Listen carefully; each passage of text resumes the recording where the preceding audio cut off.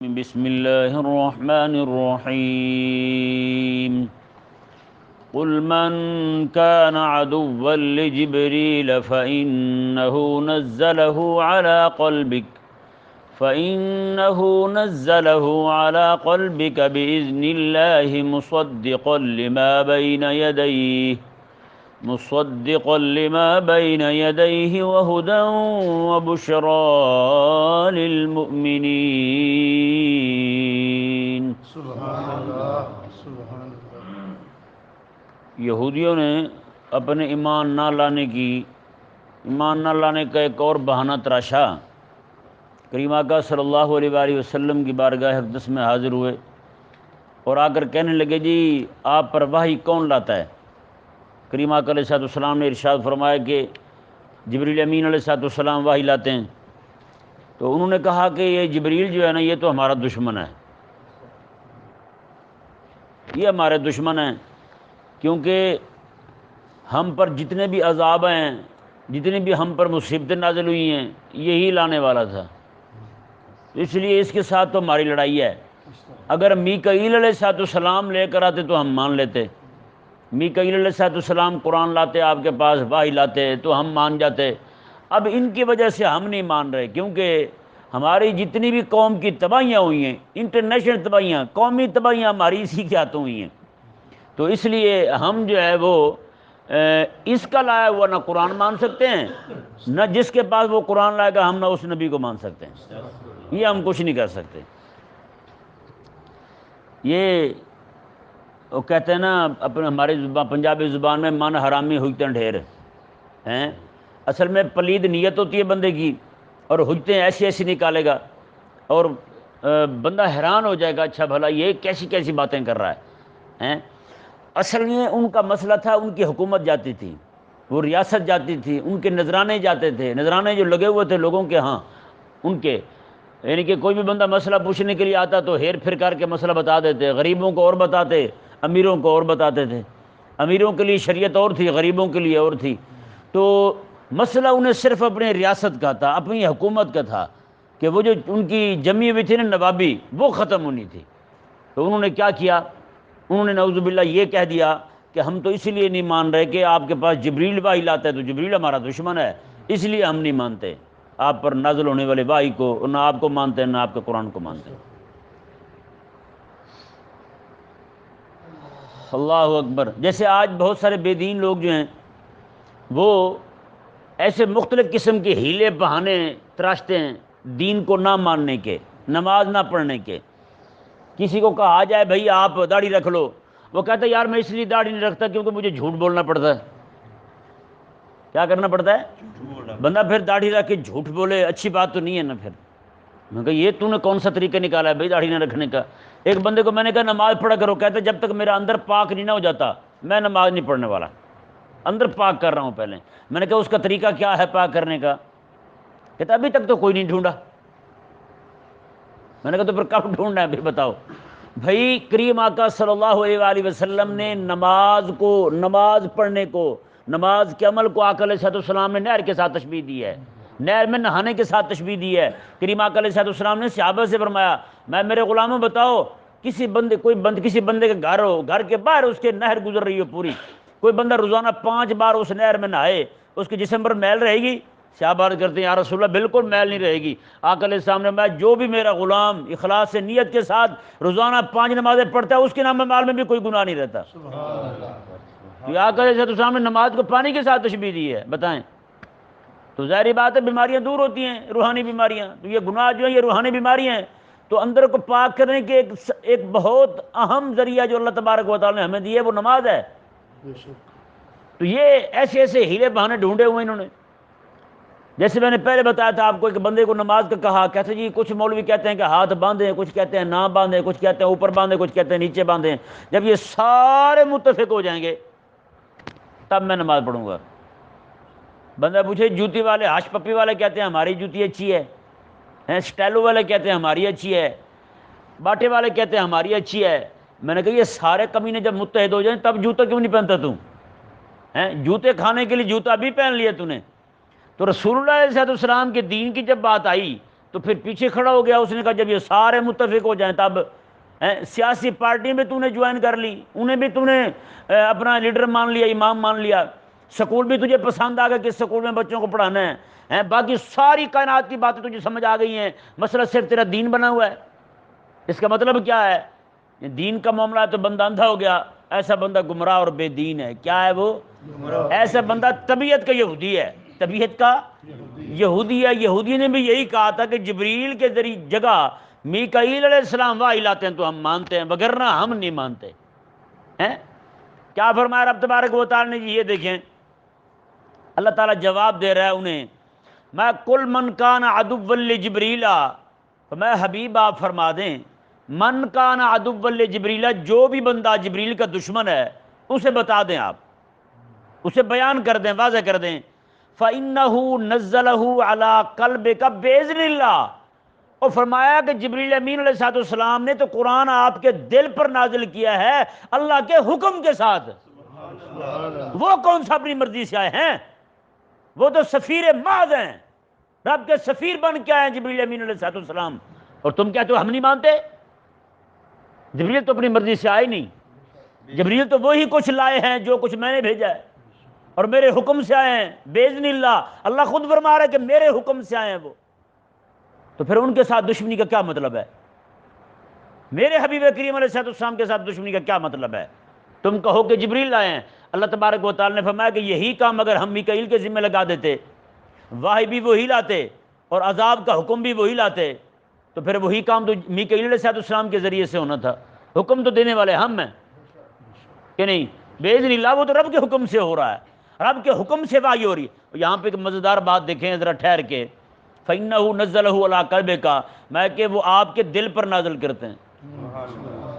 جب بھی کوئی بات ہمارے علم میں آتی نا، کان کے ذریعے آتی ہے، کسی سے سنتے ہیں نا، سنتے ہیں ہم کسی سے، سننے کے بعد پھر دل میں آتی ہے، دل اسے پکڑتا ہے، ہاں جی، پھر فہم آتا ہے، بندے کو سمجھ آتا ہے، تو یہ بعد کی بات ہے، پھر زبان پر آتا ہے۔ لیکن قربان جائے کریم آقا علیہ السلام کی عظمت اور شان پر، قرآن سیدھا حضور کے دل پر آ رہا ہے۔ سبحان اللہ۔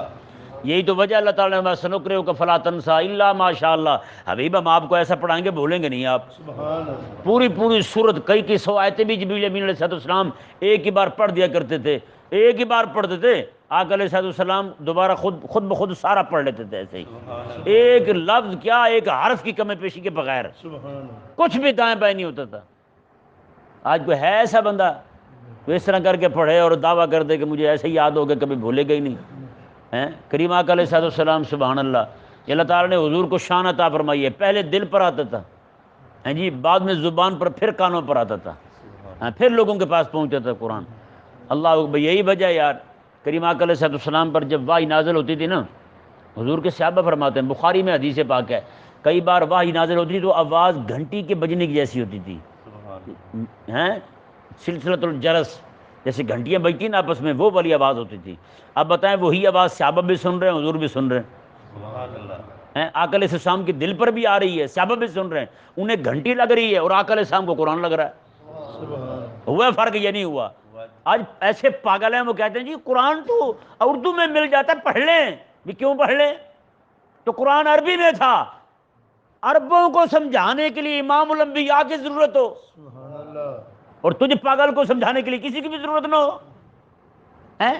اور جہاں ابو بکر اور عمر بیٹھے ہوں، ہیں، جہاں پہ علم کا دروازہ مولا علی بیٹھے ہوں، ہیں، جہاں امت کا سب سے بڑا قاری ابی بن کعب بیٹھے ہوں، ہیں، جہاں اتنے بڑے بڑے اجلہ صحابہ بیٹھے ہوں، ان کو سمجھانے کے لیے امام الانبیاء کی ضرورت ہو، استاد کی، ہیں، اور یہاں تو ان لوگ کا پٹھا کہے کہ ہم خود ہی سمجھ لیں گے قرآن جی۔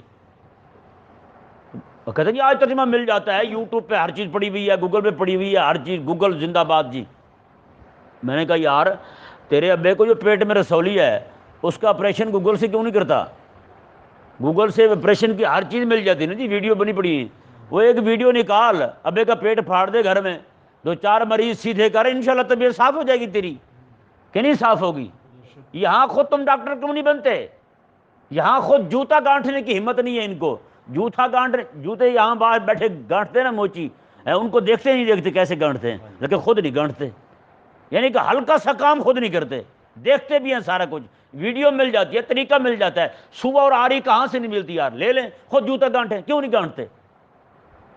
لیکن نہیں، ہلکا جو ہوا رسول اللہ کا دین ہے، ان ذلیلوں کے نزدیک قدر جو نہ ہوئی رسول اللہ علیہ السلام کی دین کی، اس لیے جناب ایسی باتیں کرتے ہیں۔ پھر آگے دیکھیں جی، اللہ تبارک و تعالیٰ نے ارشاد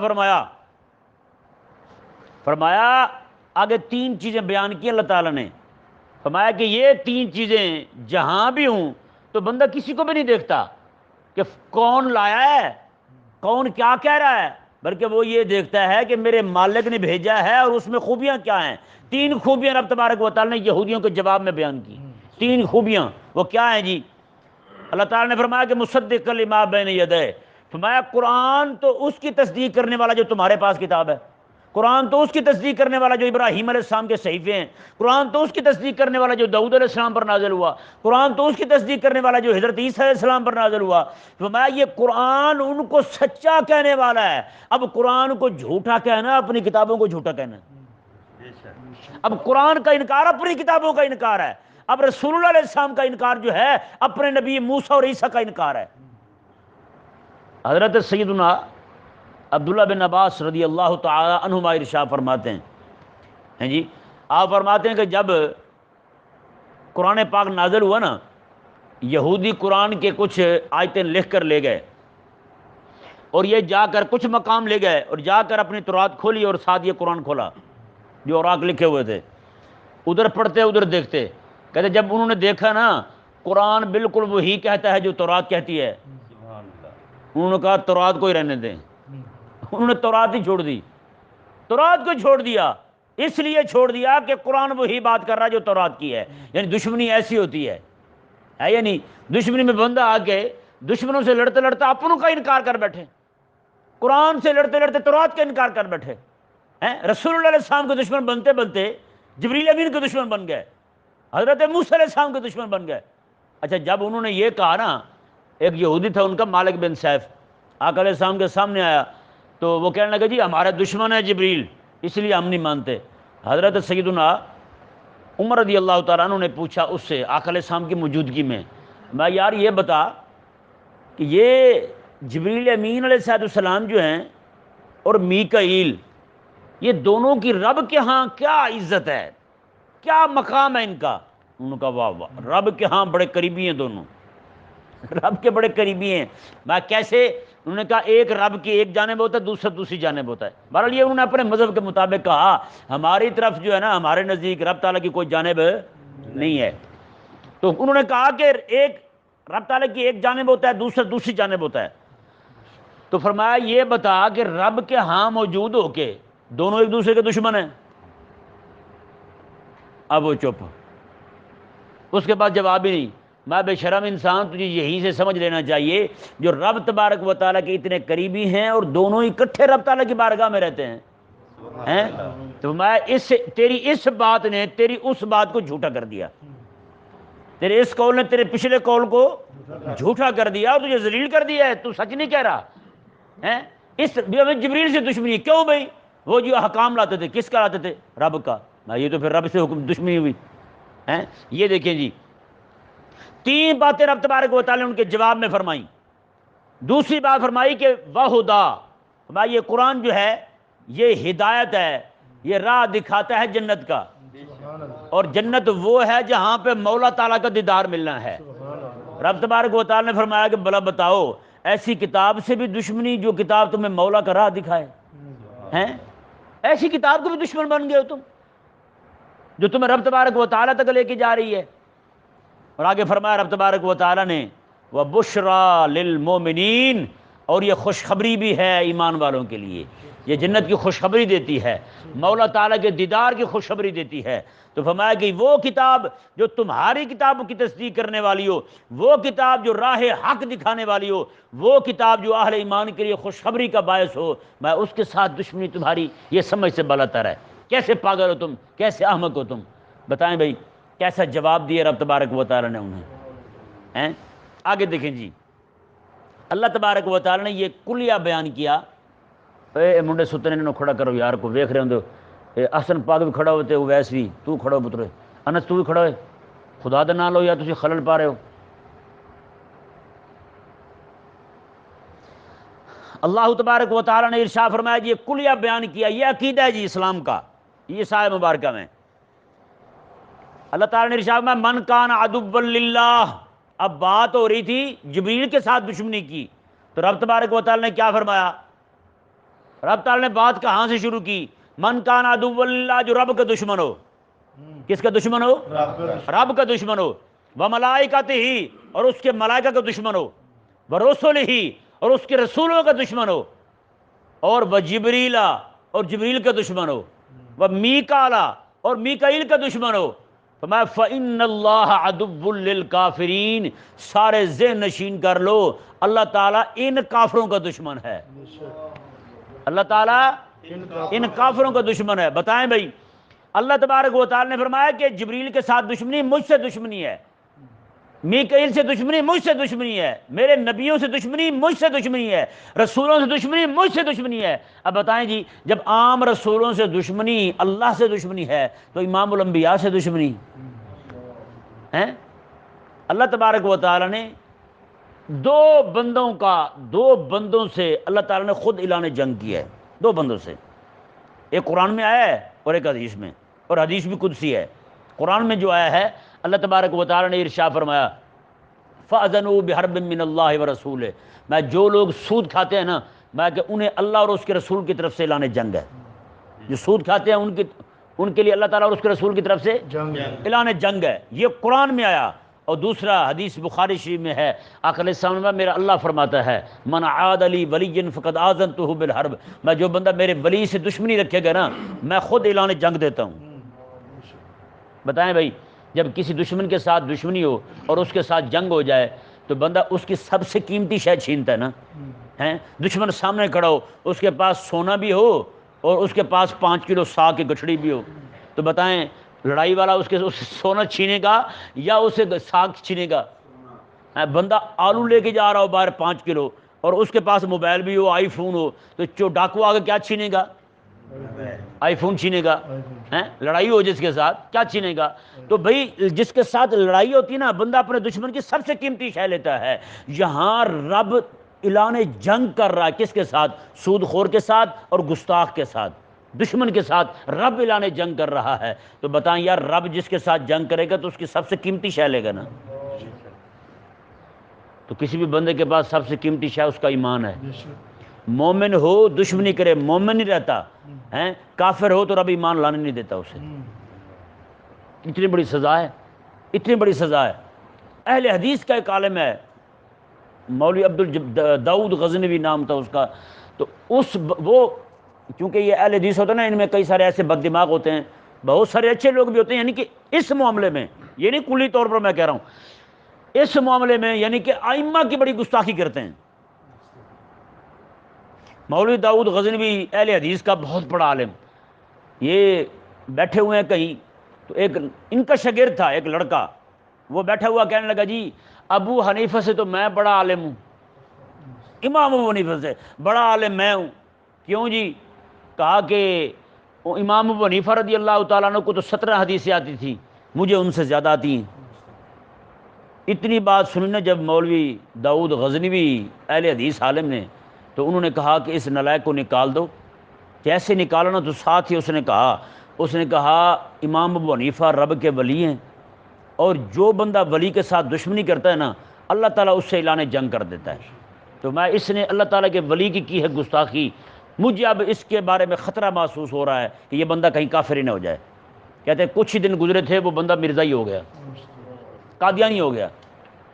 تو اس لیے یہ جو لوگ آج دھڑ دھڑ مرزائی ہو رہے ہیں، ملحد ہو رہے ہیں، بے دین ہو رہے ہیں، اس کا خاص سبب ہے یہ اللہ تعالیٰ کے اولیاء کو بھونکتے ہیں، ولیوں کے بارے میں بکواس کرتے ہیں، تو پھر رب تبارک و تعالیٰ ان سے ایمان کی دولت ہی لے لیتا ہے.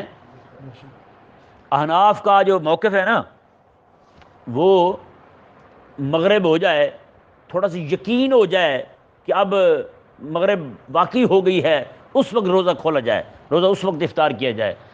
تھوڑا سا اندھیرا ہو جائے، یہ نہیں کہ تارے نکل پڑے ہیں تو بیٹھے رہے جیسے کالے کرتے ہیں، وہ نہیں، تھوڑا سا جیسے کرتے ہیں عام طور پر اس سے تھوڑا تاخیر کے ساتھ.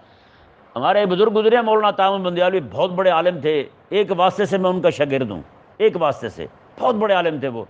ایسے سمجھے کہ وہ پیر میرے علی شاہ رحمہ اللہ کے مدرسے کے بھی استاد رہے ہیں. ٹھیک ہے نا جی، ان کے مدرسے میں. تو وہ مولانا تام بندیالوی رحمہ اللہ وہاں ہوتے تھے گولڑا شریف. تو آپ روزہ تھوڑا دیر سے کھولتے تھے. ایک مولوی آیا، وہ افطار کا وقت تھا، نماز کا ٹائم تھا.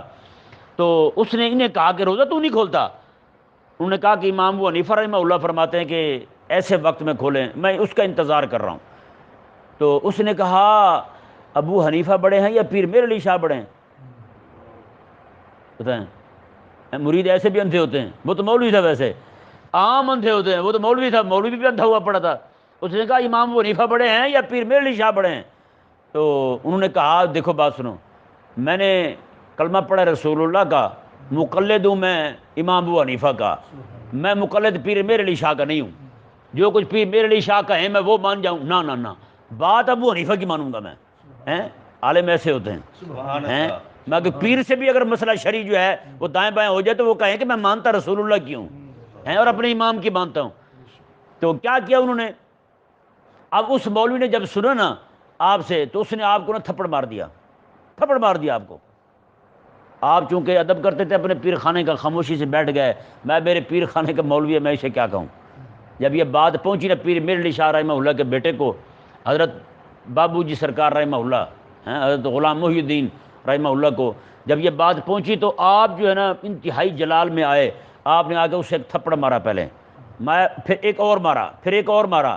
فرمایا کہ پہلا تھپڑ تو ہے تو نے مولوی عطا محمد کو تھپڑ مارا، دوسرا فرمایا کہ تو نے گستاخی کی ہے حضرت امام ابو حنیفہ کی، تو نے امام ابو حنیفہ رضی اللہ تعالیٰ عنہ سے بڑا کہا پیر میر علی شاہ کو.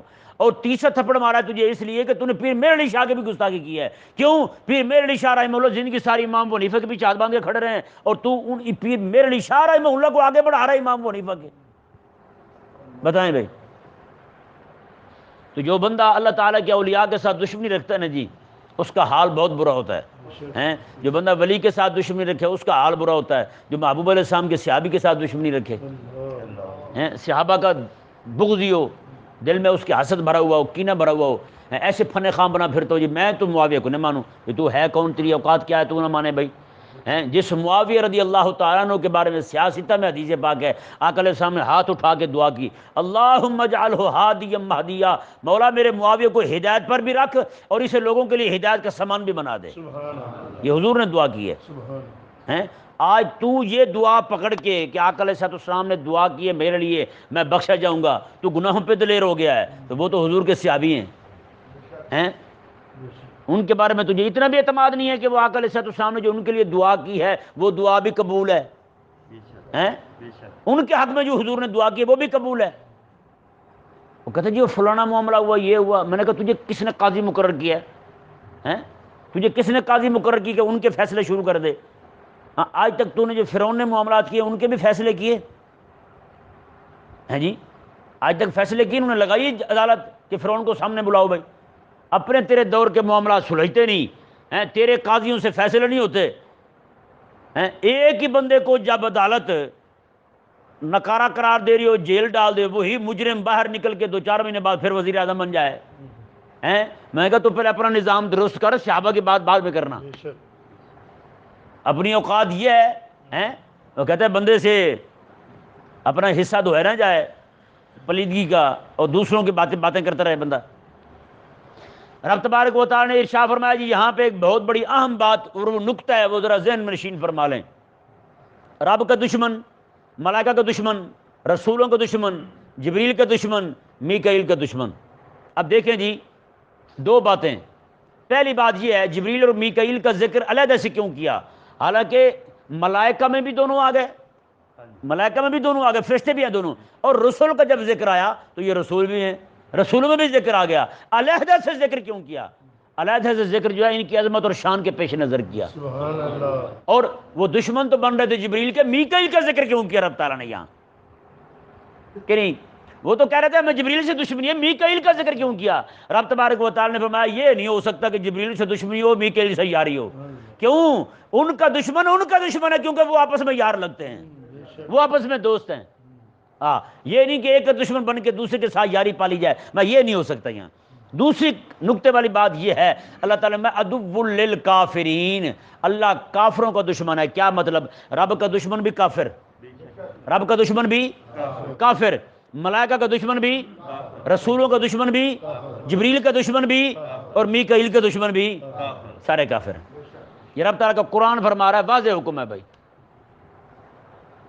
آگے اللہ تبارک و تعالیٰ نے ایک اور انہیں جواب دیا، یہ بھی ان کا یہودی عالم تھا مالک بن سیف زلیل، یہ آ کے آقا علیہ السلام کو کہنے لگا جی یہ جو آپ تو ایسی کوئی بات نہیں لائے جو ہمیں متاثر کر سکے، ہم بھی کہیں یارو یہ بہت بڑی بات لائے ہیں آپ تو ہم مان جائیں، ہیں ایسی کوئی بات ہے ہی نہیں آپ کے پاس تو ہم مانیں کیسے؟ اللہ تبارک و تعالیٰ نے کیا ارشاد فرمایا، وَلَقَدْ أَنزَلْنَا إِلَيْكَ آيَاتٍ بَيِّنَاتٍ، اللہ تعالیٰ نے فرمایا کہ ہم نے حبیب آپ کی طرف بہت ساری روشن آیتیں، روشن دلائل نازل کیے ہیں۔ میں کہ یہ آپ کے معجزات جو ظاہر ہو رہے ہیں، پانی پر پتھر تیر رہے ہیں، پتھروں سے پانی بہہ رہا ہے، پتھر آپ کے ساتھ سلام کر رہے ہیں، پتھر جو ہے وہ کلمہ پڑھ رہے ہیں، گونگے کلام کر رہے ہیں، معذور اٹھ کے چل پھر رہے ہیں جی، بے موسم میں کھجوروں کو پھل لگ رہے ہیں، بغیر گٹھلی کے کھجوریں اگ رہی ہیں، تو فرمایا حبیب یہ انہیں کچھ نہیں دکھائی دیتا؟ محبوب علیہ السلام کے امت کے بہت بڑے عالم ہیں، میں نے تفسیر ناموس صحابہ میں یہ بات نقل کی ہے، امام ابو عبداللہ رحمہ اللہ ارشاد فرماتے ہیں کہ اس امت میں اللہ تبارک و تعالیٰ اس امت کو قرآن نہ بھی دیتا نا، آقا علیہ السلام کے صحابہ ہی بطور معجزہ کے کافی تھے۔ حضور کا معجزہ، کہتے ہیں حضور سے کوئی اور معجزہ ظاہر نہ بھی ہوتا، ماتے حضور کا ایک ہی معجزہ کہ حضور کے صحابہ یہی کافی تھے۔ اندازہ لگائیں کہ حضور کے صحابہ حضور کا معجزہ ہیں، ایک ایک صحابی حضور کا معجزہ ہے۔ اللہ تعالیٰ نے ارشاد فرمایا وَلَقَدْ أَنزَلْنَا إِلَيْكَ آيَاتٍ بَيِّنَاتٍ، میں کہ ہم نے آیتیں نازل کی، بہت ساری روشن دلائل نازل کیے، اور آگے کیا فرمایا، یہ ونڈ فرما دی آج جو بھی بندہ دین کے بارے میں بات کر رہا ہو، رب تعالیٰ کے دین کے بارے میں، شریعت کے بارے میں، قرآن کے بارے میں، رسول اللہ کے بارے میں، آپ اس کو پیچھے سے کھنگال کے دیکھنا، پیچھے سے کمینہ ضرور ہوگا، فاسق فاجر، گناہ کی محبت اس کے دل میں ہوگی، گناہ کو پسند کرنے والا ہوگا۔ مومن گناہ گار ضرور ہوتا ہے لیکن گناہ کر کے شرمندہ بھی ہوتا ہے، چاہے قرآن کا گناہ کا عادی کیوں نہ ہو، پھر بھی اکیلے بیٹھے گا تو شرمائے گا، اکیلے بیٹھے گا اس پہ ندامت ضرور طاری ہوگی یہ میں کیا کر رہا ہوں، ٹھیک ہے نا۔ لیکن جو بندہ بے دین ہو جائے، ایمان چلا جائے، وہ گناہ کر کے فخر کرتا ہے، گناہ کر کے کیا کرتا ہے؟ فخر کرتا ہے۔ آج اتنے بھی لوگوں کو آپ دیکھتے ہیں گناہ کر کے ویڈیو بنا رہے ہوتے ہیں، بے حیائی کرتے ہیں ساتھ ویڈیو بناتے ہیں، تو کیا مطلب ہے اس کا؟ وہ رب تعالیٰ کے دشمن بن چکے ہیں، غدار بن چکے ہیں، وہ ایمان جا چکا ہے ان میں سے، ایمان رخصت ہو چکا ہے۔ رب تبارک و تعالیٰ نے کیا ارشاد فرمایا، دیکھیں جی یہ آیت مبارکہ ونڈ کر رہی ہے، فرمایا وما یکفر بہا الا الفاسقون، میں قرآن کا، محبوب علیہ السلام کے معجزات کا، حضور کی حدیث کا، دین کا، شریعت کا، کسی ہر ایک حکم کا انکار کرنے والا بندہ ہی فاسق ہے۔ میں انکار وہی کرتا ہے، کفر وہی کرتا ہے جو فاسق ہو، کیا ہو؟ فاسق ہو، یعنی فسق جو ہے وہ انہیں حرام تک لے جاتا ہے، کفر تک لے جاتا ہے۔ یہی وجہ بیان کی علماء نے کہ اپنی روٹی حلال رکھو، حلال جو ہے حرام تک لے جاتی ہے، حرام پھر کفر تک لے جاتا ہے۔ حرام کیا کہاں تک لے جاتی ہے؟ کفر تک، اور حلال روٹی کھاؤ تم، میں کہ ورنہ روٹی حرام جو ہے بندے کو حرام کاموں تک لے جائے گی، اور حرام کام بندے کو کفر تک لے جائیں گے، یعنی بندہ گناہ کرتا کرتا پھر گناہوں کو اچھا سمجھنے لگے گا، گناہ کر کے ندامت آئے بندہ مومن ہے، گناہ کر کے شرمندہ ہو بندہ مومن ہے، گناہ کو اچھا سمجھے نا کہ یعنی رب تعالیٰ کی نافرمانی بڑی اچھی شے ہے، وہ بندہ کافر ہے۔ وہ کیا ہے؟ وہ کافر ہے۔ تو اس آیت مبارکہ نے واضح کر دیا، تو میں قرآن کریم جو ہے نا اس کی آیات، اس کی آیتوں کا انکار جو ہے وہ بدکار بندہ ہی کر سکتا ہے، قرآن سے کفر بدکار اور کمینہ بندہ ہی کر سکتا ہے۔ آگے دیکھیں جی رب تبارک و تعالیٰ نے ارشاد فرمایا اَوَ كُلَّمَا عَاهَدُوا عَهْدًا نَبَذَهُ فَرِيقٌ مِّنْهُمْ، انہیں کہا گیا یہودیوں کو کہ یہ تمہارا عہد تھا رب تبارک و تعالیٰ کے ساتھ کہ تم نے امام الانبیاء کو ماننا ہے، پھر تم نے کیا کیا؟ انہوں نے آگے سے پتہ کیا کہا؟ انہوں نے کہا کوئی عہد نہیں تھا ہمارا، وہ عہد کا انکار کر گئے، یعنی وہ عہد جو اللہ تعالیٰ نے عالم ارواح میں لیا تھا اولاد آدم سے، سب سے جی ایک ایک سے پھر لیا گیا، ہر نبی نے اپنی قوم سے لیا، ہر نبی نے اپنی امت سے لیا، انہوں نے انکار کر دیا۔ یہودی نے کہا کوئی عہد نہیں ہے، ہم نہیں مانتے کسی عہد کو، ہے ہی نہیں۔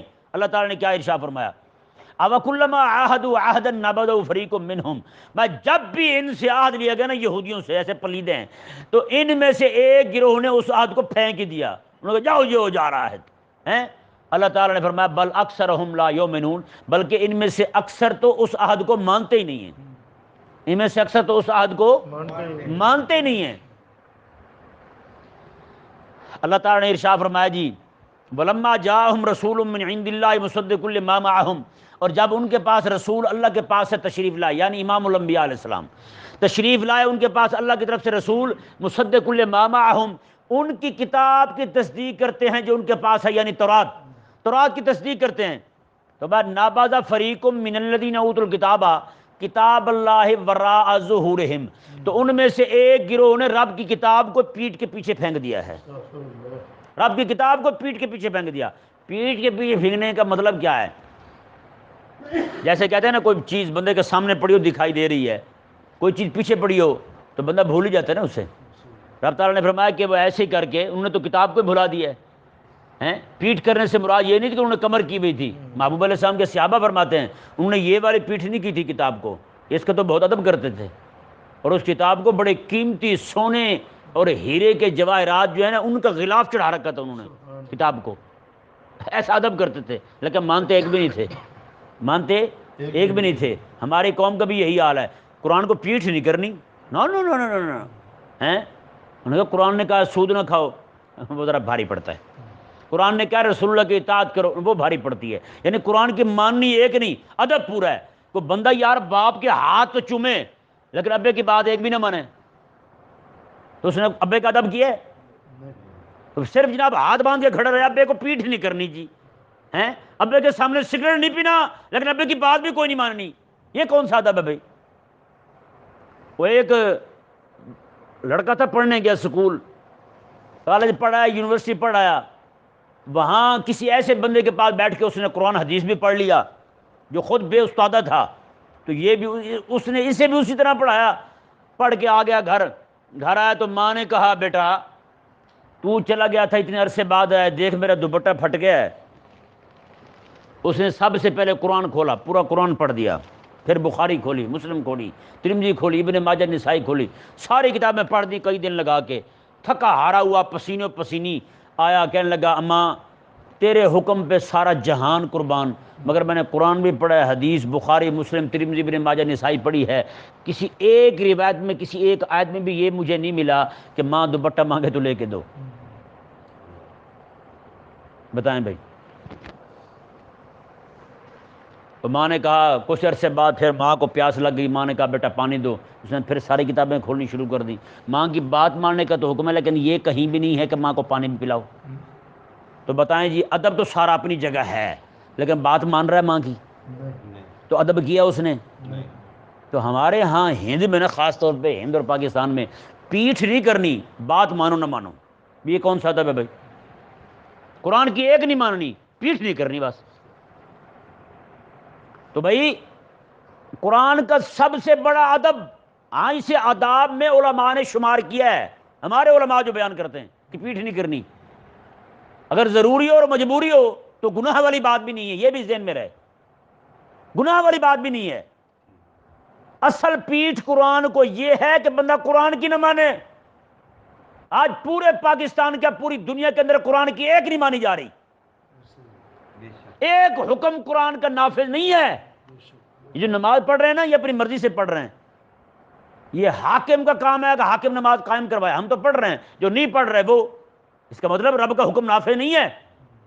ہم تو پڑھ رہے ہیں رب تبارک و تعالیٰ کا حکم مان کے، رب سے ڈر کے پڑھ رہے ہیں، اس سے امید رکھ کے پڑھ رہے ہیں، تو وہ جو نہیں پڑھ رہے ان کو پڑھوانے کا حکم ہے، روزہ نہیں رکھ رہے ان کو رکھوانے کا حکم ہے۔ بعض علماء نے وہ بندہ جو بغیر عذر شرعی کے لوگوں کے سامنے رمضان شریف میں کھاتا پیتا دکھائی دے اسے قتل کرنے کا حکم ہے، کہ رب تبارک و تعالیٰ کے حکم کا اتنا بڑا دشمن ہے۔ آج حکمران اپنی نافرمانی برداشت نہیں کرتے، ہے یہ نہیں؟ لیکن رب رسول کی نافرمانی سر عام ہو رہی ہے۔ تو بتائیں یار جو بندہ رب کے کسی حکم کو نہ مانے لیکن قرآن پاک کا ادب پھر ایسا کرے پیٹھ نہ ہونے دے، تو بتائیں وہ قرآن کو مان رہا ہے؟ نہیں مانا قرآن کو، اس نے قرآن کا ایک حکم نہیں مانا اس بندے نے۔ تو پیٹھ کرنے سے مراد اس کی تعلیمات کو چھوڑنا ہے جو چھوڑ چکے ہیں ہم، اس کے احکامات کو چھوڑنا ہے جو چھوڑ چکے ہیں ہم۔ کہ نہیں سمجھ آیا مسئلہ بھائی؟ ایسے بندوں کو تقوی جاگ جاتے ہیں، دیکھیں جی وہ فلانا پیٹ کر کے بیٹھا ہے، یہاں کہیں گے جی بیٹھ جائیں آپ کچھ نہیں ہوتا، نہیں نہیں نہیں صاحب، یہ ایک جگہ یہ مولوی صاحب قرآن پاک تراویح میں سنا رہے تھے، اتنی سپیڈ میں رفتار میں پڑھے، توبہ توبہ، الٹا ہی پڑی جائے۔ میں نے اسے کہا حضور مہربانی کریں آپ 15 پارے سنا دیں، اتنا تیز نہ پڑھیں۔ کہتا جی پھر بندے کیا کہیں گے؟ میں نے کہا انہیں کیا پتا، آپ سنا دو 15۔ کہتا پھر گناہ نہیں ہوگا؟ میں نے کہا الٹا پڑھنے کا گناہ نہیں ہوگا؟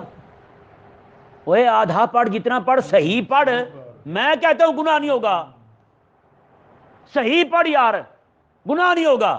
لیکن تو جس طرح لگا رہا ہے لوگوں کو، اتنی سپیڈ میں رفتار میں پڑھ کے یعلمون تعلمون، اس کے علاوہ کوئی پتہ نہیں چلتا پچھلوں کو کیا پڑھ رہا ہے وہ۔ جیسے مرغی انڈا دے رہی ہے، پتہ چلے وہ رزلٹ آ گیا ہے، ککڑی نے کیا کہا ہے وہ نہیں پتہ چلتا ہے یا نہیں؟ لوگ بھی کئی بدتمیز ہوتے ہیں۔ میں چھوٹا تھا ابھی، یعنی کہ میری داڑھی بھی نہیں ہوئی تھی، بڑا تھا میں، یعنی کہ تراویح سناتا تھا میں۔ ایک ڈاکٹر تھا ہمارے علاقے میں، چنگا بڑا سمجھدار، اپنے آپ کو معتبر کہتا تھا وہ، ہاں جی، اتنا تقوی والا تھا کہ سرکاری ہسپتال کی دوائیاں بھی وہاں سے لے کے یہاں بھیج دیتا تھا۔ یہ بھی کوئی کرتا ہے جی۔ تو وہ میں جیسے سلام پھیروں نا جی، ایسے ہی آنکھ سے اشارہ کرے دبا کے، اور جلدی۔ میں نے کہا کہ ٹکر مار دوں اور کیا کروں بتا بھائی، ایسا الو کا پٹھا ہے۔ جیسے سلام پھیروں، اچھا بڑا ذلیل، میں اب اس طرف بیٹھا ہوتا تھا نا، میں سلام پھیرتا اس طرف، اب اس کا کام بنتا ہے ادھر سلام پھیرے تو منہ اس کا پرے جائے گا، لیکن یہ وہ میری طرف دیکھ رہا ہوتا تھا، اس طرح کر کے پھر سلام پھیرتا تھا۔ میں نے کہا تیری بھی کوئی نماز ہے یار، اتنا بڑا کمینہ ہے تو۔ وہ اشارہ کرتا مانڈ کے ذرا اور زور لا استاد۔ یہ رب تبارک و تعالیٰ کے احکامات کے ساتھ غداری ہے بھائی۔ ہاں اسے نہ ہی پڑھو تو اچھا ہے، جلدی جلدی پڑھ کے ایک سنت پر عمل کرتے کرتے حرام کے مرتکب ہو جاؤ تم۔ رب تبارک و تعالیٰ نے ارشاد فرمایا جی دیکھیں، میں کتاب اللہ وراء ظہورہم، یہودیوں نے کتاب کو پیٹھ کے پیچھے رکھ دیا، اللہ کی کتاب کو پیٹھ پیچھے ڈال دیا انہوں نے، ہیں؟ یہاں پہ قرآن کا ادب اتنا ہے کہ پیٹھ نہیں کرتے، ہیں؟ قرآن کا ادب اتنا ہے کہ جناب اٹھا کے وہاں رکھیں گے جہاں ہاتھ بھی نہ پہنچے، دوبارہ اٹھا کے پڑھنا بھی نہ پائے، ریشم کا کپڑا، ہیں؟ قرآن پاک کو ایسا مزین کریں گے، اتنا قیمتی قرآن پاک چھاپ دیں گے، لیکن قرآن کی ایک بھی نہیں مانیں گے۔ تو بتائیں پھر رسول اللہ علیہ السلام قیامت والے دن رب کی بارگاہ میں کھڑے ہو کہیں وقال الرسول یا رب ان قوم اتخذوا هذا القرآن مہجورا، مولا میری قوم نے تیرے قرآن کو چھوڑ دیا تھا، ہیں؟ یہ حضور کھڑے ہو کہیں گے میری قوم نے قرآن کو چھوڑ دیا تھا، کیا جواب ہوگا پھر؟ ہم وہاں یہ کہہ سکیں گے مولا ہم نے پیٹھ تو کبھی نہیں کی تھی، ہم تو کبھی جناب قرآن پاک نیچے رکھا تھا، ہم کبھی کرسی پہ نہیں بیٹھے۔ یہ کرسی والا مسئلہ بھی سن لیں، بعض لوگ بیچارے مجبوری میں بیٹھتے ہیں کرسی پر، نہیں بیٹھ سکتے نیچے، کوئی بندہ نیچے قرآن پڑھ رہا ہو تو ایسے پڑ جائیں گے گلے میں اس کے، ایسے گلے پڑ جائیں گے، یہ کیا کہ آپ نے گستاخی کر دی، یہ وہ بھائی نہیں، قرآن کے اوپر تو نہیں بیٹھا ہیں۔ میرے بارے میں اب بتائیں یار، آپ رات دن مجھے دیکھتے ہیں، ہم رات دن لوگ بیدموں کو لڑتے نہیں لڑتے۔ بابا جی کا عرس تھا تو کسی بندے نے میرے بارے میں مشہور کر دیا کہ میں جوتوں سمیت تفسیر پر پاؤں رکھ کے بیٹھا ہوں، بتائیں۔ ایک بندہ ہے بڑا بے شرم ہے، وہ میری تفسیریں پڑھتا ہے، کتابیں پڑھتا ہے، وہ مجھے فون پہ کہہ رہا ہے، کہتا ہے مفتی صاحب ایسا واقعہ ہوا ہے۔ میں نے کہا یار تیرے بارے میں مجھے کوئی کہے نا میں نہیں مانوں گا، اسے جھوٹا کہوں گا، کیونکہ مجھے پتہ تو مومن ہے، مسلمان ہے، تو بڑا بے شرم ہے، تو میرے بارے میں مان گیا ہے۔ کہتے ہیں وہ بندے تھے، وہ کہتے تھے ہم ان کے پاس گئے، ہم نے انہیں کہا یہ تفسیر ہے قرآن کی، آپ اس کے اوپر پاؤں نہ رکھیں، جوتا نہ رکھیں، تو مفتی صاحب کہنے لگے میں نے لکھی ہے نا، رکھ لوں تو کیا مسئلہ ہے، بتائیں۔ اتنا بھی بندہ خدا رسول کے خوف سے عاری ہوتا ہے؟ نہ خدا کا خوف ہے، نہ رسول اللہ علیہ السلام کی شرم ہے، ایک مومن بندے پر اتنا بڑا الزام لگا دینا۔ یہیں پہ یہ قرآن پاک رکھا ہوا ہے اس طرح، رمضان شریف کی بات ہے، قرآن پاک ادھر رکھا ہوا ہے اس پھٹی پر ڈیسک پر، ایک بندہ آیا کہنے لگا قرآن نیچے پڑا ہوا ہے، میں نے کہا کہاں پڑا ہوا ہے؟ میں نے کہا ڈیسک پہ ہے، کہتے نہیں پھر بھی نیچے تو ہے، آپ اوپر لگے پھرتے ہیں۔ میں نے کہا ہم نے کون سے پاؤں اٹھا لیے ہیں؟ کہتے نہیں جی یہ بے ادبی ہے۔ میں نے کہا ہم گستاخ ہوتے ہیں معذرت کے ساتھ، آپ کسی اور کو جا سمجھائیں۔ میں نے اس کی بات نہیں سنی، میں چلا گیا۔ اب ہمارے بچے ایسے بے وقوف ہیں، وہ کہتے ہیں یار کوئی بات ضرور ہوگی جس نے ہمارے استاد کو پکڑ لیا ہے، اور 20-25 بچے اس کے پاس ہی کھڑے ہو کے اس کی بکواس سن رہے ہیں۔ آدھی سیڑھیوں پہ میں گیا، میں نے کہا چھڑ دو، کوئی بات کرے تو بندہ سنے، اس کی بات ہی نہیں ہے۔ بتائیں بھائی، قرآن پاک ڈیسک کے اوپر رکھا ہوا ہے، وہ کہہ رہا ہے نیچے پڑا ہوا ہے، بتائیں۔ کہتے کیونکہ آپ اوپر کھڑے ہیں نا۔ ایسے احمق لوگ ہیں یار، پاگل لوگ ہیں، انہیں یہ سمجھ آتی کہ پوری دنیا جہان میں سارے گستاخ رہتے ہیں، ایک تو ہی بڑا ادب والا رہ گیا ہے۔ یہی لوگ کہتے ہیں پیٹھ ہو رہی ہے، قرآن کو پیٹھ ہو رہی ہے۔ بندہ اس سے پوچھے ہاں بھائی بتا قرآن کریم میں جو احکامات دیے کتنے مانتا ہے تو؟ وہ تو ایک نہیں مانتا، تو پھر اس ادب کو کوئی فائدہ نہیں، یہ بھی ذہن میں رہے۔ اللہ تبارک و تعالی نے ارشاد فرمایا، جی دیکھیں، فرمایا کہ کتاب اللہ وراء ظہورہم، میں انہوں نے اللہ تعالیٰ کی کتابوں کو، کتاب کو پیٹھ پیچھے پھینک دیا، کأنہم لا یعلمون، اب ان کی حالت یہ ہوگی گویا کہ یہ جانتے نہیں ہیں۔ یعنی کہ کوئی چیز بندے کے پیچھے پڑی ہو تو بندہ بھول جاتی ہے نا، بندے کو کچھ بھی یاد نہیں رہتا، کوئی چیز پڑی ہے کوئی نہیں جانتا کیا پڑا ہے پیچھے۔ تو اسی طرح کر کے رب تعالیٰ نے فرمایا انہوں نے رب تعالیٰ کی کتاب کو پیٹھ پیچھے ڈال دیا ہے، اب ایسے ہو گئے کہ گویا کہ یہ جانتے نہیں ہیں۔ اس کا ایک مطلب تو یہ ہے کہ وہ کتاب کو یعنی کہ نہیں جانتے اسے، یعنی کہ ایسا پیچھے پھینک گئے، ایسے لگتا ہے جیسے جانتے نہیں ہیں۔ دوسرا مطلب اس کا، اس سے یہ واضح ہوتا ہے کہ جو بندہ رب تبارک و تعالیٰ کے احکامات سے روگردانی کرتا رہے نا، اللہ تبارک و تعالیٰ اس سے علم بھی چھین لیتا ہے، پھر علم بھی چھین لیتا ہے۔ آقا علیہ السلام کا فرمان ہے، میں جب اللہ تعالیٰ تمہیں علم دے اس علم پر عمل کرو تو اللہ تبارک و تعالیٰ تمہیں وہ بھی علم دے گا جس کا تمہیں پتہ نہیں ہوگا۔ ہاں، آقا علیہ السلام نے فرمایا، یہ سیاستہ میں حدیث پاک موجود ہے، کریم آقا علیہ السلام میں جو بندہ صبح صبح مسجد جائے نا، ایک باب علم کا سیکھ کر آئے، ایک باب علم کا سیکھ کر آئے، میں اس کے لیے 1000 نفل پڑھنے سے بھی بہتر ہے۔ یہ ورد وظائف ہیں، نفل شروع کر کے کھڑے ہو جاتے ہیں بندے، نہ سب اس سے بہتر یہ سیکھنا ہے۔ یہ میں حضور کی حدیث سنا رہا ہوں، آقا علیہ السلام فرما رہے ہیں، اس سے بہتر یہ سیکھنا ہے، توجہ کے ساتھ اسے سنا جائے، اسے سیکھا جائے، یہ ہزاروں رکعت نفل پڑھنے سے بہتر ہے۔ امام مالک رضی اللہ عنہ کی وفات کا وقت آ گیا جی، فوت ہوتے ہوتے آپ نے جو مسئلہ بیان کیا وہ کیا تھا؟ آپ نے فرمایا جو بندہ کسی مسلمان کو ایک دین کا ایک مسئلہ سکھاتا ہے، فرمایا کہ پوری دنیا جہان جو ہے سب کو سونے کا بنا دیا جائے، اسے بانٹنے والا بندہ، اسے جو ثواب ملے گا نا، اس سے زیادہ ثواب اس بندے کو ملے گا جو دین کا ایک مسئلہ کسی کو سکھائے گا۔